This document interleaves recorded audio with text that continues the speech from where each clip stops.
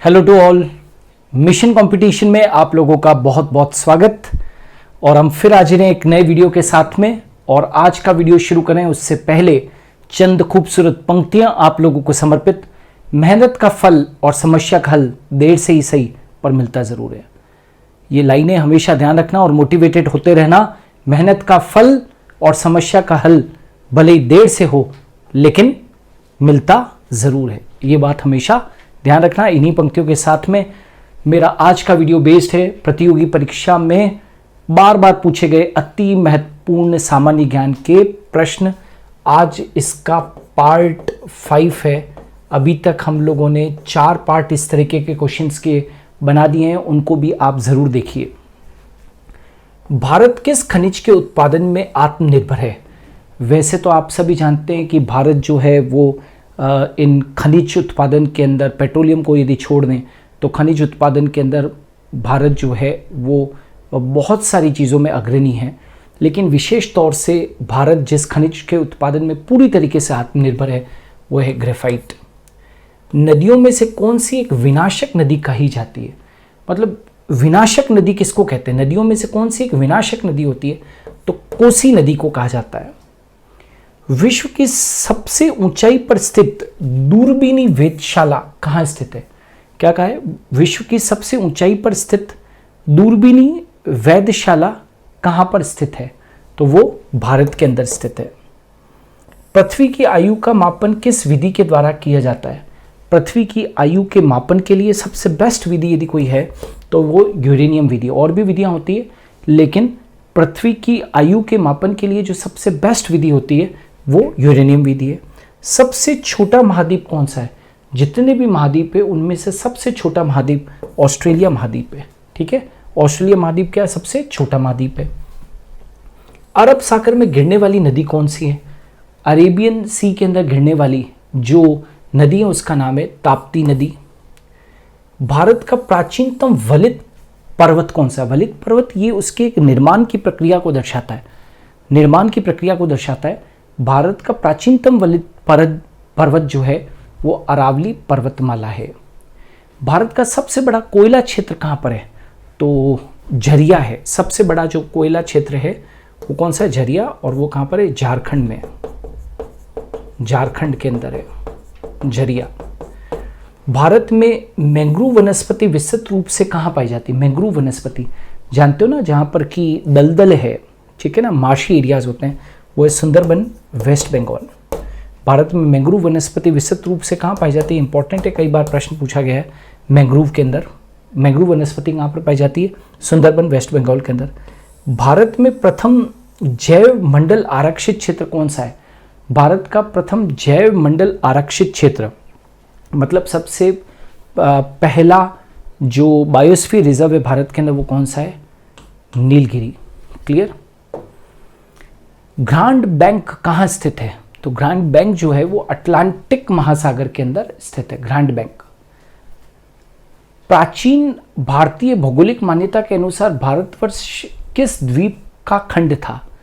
प्राचीन भौगोलिक मान्यताओं के अनुसार भारतवर्ष किस द्वीप का खंड था? तो जम्मू द्वीप का ये खंड था।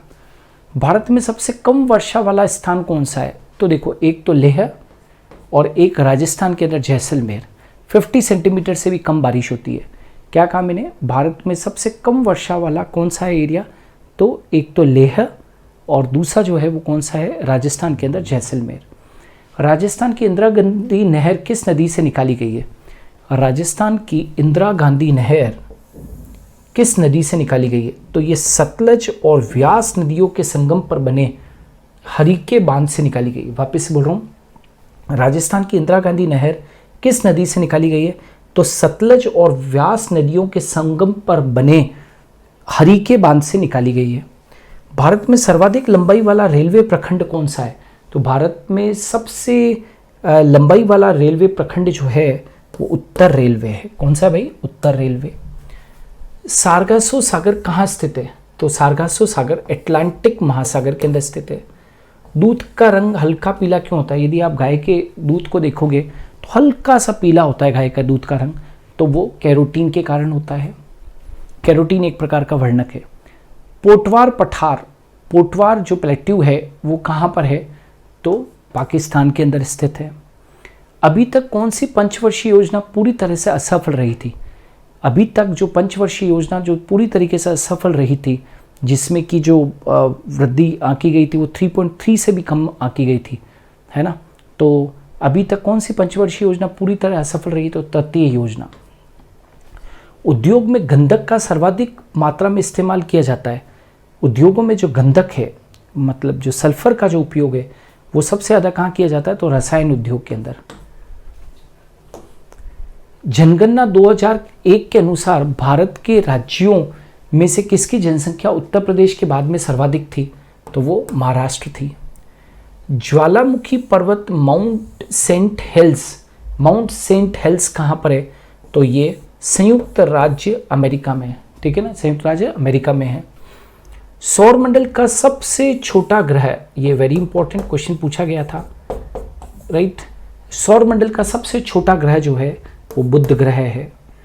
बैरोमीटर के पाठ्यांक में अचानक गिरावट आ जाए, मतलब मान लीजिए बैरोमीटर की रीडिंग में अचानक से गिरावट आ जाए, तो ये किस दशा को दर्शाता है? ये दर्शाता है कि तूफान की स्थिति, तूफानी मौसम। यदि बैरोमीटर की जो रीडिंग है उसमें एकदम से गिरावट आ जाए तो ये तूफान को दर्शाता है।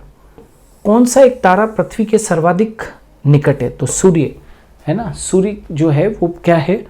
पृथ्वी के सर्वाधिक निकट है। उत्तर प्रदेश की सबसे लंबी नहर कौन सी है? तो शारदा नहर है। 12,368 किलोमीटर लंबी ये नहर है। सबसे बड़ा ग्रह कौन सा है? Very important. जिस तरीके से अभी आपने देखा था कि सबसे छोटा ग्रह बुध ग्रह था, वैसे ही सबसे बड़ा ग्रह जो है वो कौन सा है? बृहस्पति ग्रह है। किस शहर की आबादी सबसे ज़्यादा है? किस शहर की आबादी सबसे ज़्यादा है? तो मतलब वर्ल्ड ओवर, विश्व में, है ना, विश्व में सबसे ज़्यादा आबादी जो है वो किसकी? बीजिंग की है, लगभग 2.15 करोड़। पेंगुइन चिड़िया कहाँ पाई जाती है? ठंडे इलाकों में पाई जाती है, अंटार्कटिका के अंदर। अंटार्कटिका के अंदर पेंगुइन पाई जाती है। अंग्रेजों ने भारत में अपनी प्रथम फैक्ट्री कहाँ स्थापित की थी? तो अंग्रेजों ने लगभग 1608 के अंदर भारत में जहाँ फैक्ट्री स्थापित की थी वो सूरत थी, सूरत में। गांधी सागर बांध किसका एक भाग है? तो गांधी सागर बांध किसका भाग है? चंबल परियोजना का भाग है। चंबल परियोजना। भारत में फ्रांसीसियों ने अपना सबसे पहला कारखाना कहाँ पर स्थापित किया था, है ना, तो याद रखना सूरत में किया था। सूरत में ही उन्होंने, फ्रांसीसियों ने अपना सबसे पहला कारखाना स्थापित किया था। कौन सी फसल मृदा को नाइट्रोजन से भरपूर कर देती? मटर, क्योंकि ये लेग्यूमिनस क्रॉप है ये, और जितनी भी लेग्यूमिनस क्रॉप्स होती है वो नाइट्रोजन से भरपूर रखती है, क्योंकि इनके अंदर, इनकी जड़ों के अंदर, लेग्यूमिनस पादपों की जड़ों के अंदर एक राइजोबियम बैक्टीरिया पाया जाता है, सहजीवी बैक्टीरिया होता है, वो नाइट्रोजन को फिक्स करने का, नाइट्रोजन को स्थिरीकृत करने का काम करता है। वायुमंडल में प्रकाश के विसरण का क्या कारण है? तो ये तो सभी जानते होंगे कि वायुमंडल के अंदर, बहुत बार क्वेश्चन पूछा भी गया है कि वायुमंडल में प्रकाश के विसरण का जो कारण है वो क्या है? धूल कण है, डस्ट पार्टिकल है। सूर्य के इर्द गिर्द एक परिक्रमा लगाने के लिए निम्न में से कौन सा एक ग्रह अधिकतम समय लेता है? सूर्य के चारों तरफ परिक्रमा लगाने के लिए निम्न में से कौन सा एक ग्रह अधिकतम समय लेता है? तो बृहस्पति ग्रह। बृहस्पति ग्रह। बौद्धों की अधिकतम संख्या कहाँ पाई जाती है? यदि भारत के अंदर बौद्धों की बात करें तो सबसे ज़्यादा जो बौद्ध हैं वो कहाँ पर है भाई? महाराष्ट्र के अंदर है। भारत में प्रथम बार रेल कब चली? ये भी वेरी इंपॉर्टेंट क्वेश्चन, प्रश्न पूछा गया था। भारत में प्रथम बार रेल 1853 में चली थी, 1853। भारत में सर्वाधिक गेहूं उत्पादक प्रदेश कौन सा है? तो भारत में सर्वाधिक गेहूं उत्पादक प्रदेश उत्तर प्रदेश है। अजंता और एलोरा गुफाएं कहाँ पर स्थित है? बहुत फेमस है, आप सभी को मालूम है, अजंता और एलोरा गुफाएं महाराष्ट्र राज्य के अंदर स्थित है। महात्मा गांधी सेतु, महात्मा गांधी सेतु कहाँ स्थित है? तो ये बिहार के अंदर स्थित है, महात्मा गांधी सेतु। केंद्रीय खनन अनुसंधान संस्थान, केंद्रीय खनन अनुसंधान संस्थान कहाँ स्थित है? तो ये धनबाद के अंदर है। संसार का सबसे बड़ा मरुस्थल, वेरी इंपॉर्टेंट, संसार का सबसे बड़ा जो मरुस्थल है वो सहारा मरुस्थल है, सहारा मरुस्थल। विक्रम साराभाई अंतरिक्ष केंद्र किस स्थान पर स्थित है? विक्रम साराभाई अंतरिक्ष केंद्र किस स्थान पर स्थित है? तो ये तिरुवनंतपुरम के अंदर है स्थित। टोडा जनजाति कहाँ निवास करती है? तो टोडा जनजाति नीलगिरी की पहाड़ियों पर। टोडा जनजाति कहाँ पर है? तो नीलगिरी की पहाड़ियों पर।